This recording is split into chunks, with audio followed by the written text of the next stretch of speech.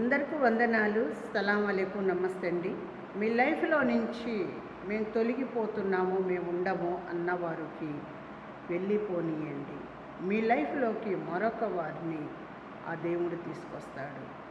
దేవుడి కోసమే మీరు ఉండండి. దేవుడే మీకు మార్గం చూపిస్తాడు. దేవుడే మీకు జీవం పోస్తాడు. దేవుడే మీకు ఆహారం ఇస్తాడు. కానీ మీ లైఫ్లో నుంచి వెళ్ళేవారి కోసం మీరు ఏడవకండి. వాళ్ళ కొరకు మీరు బాధపడకండి. వాళ్ళకి మళ్ళీ వెనక్కి తీసుకోవద్దు. ఎందుకు తెలుసా? వాళ్ళు వెళ్ళిపోవటమే మీకు మేలు జరుగుద్ది.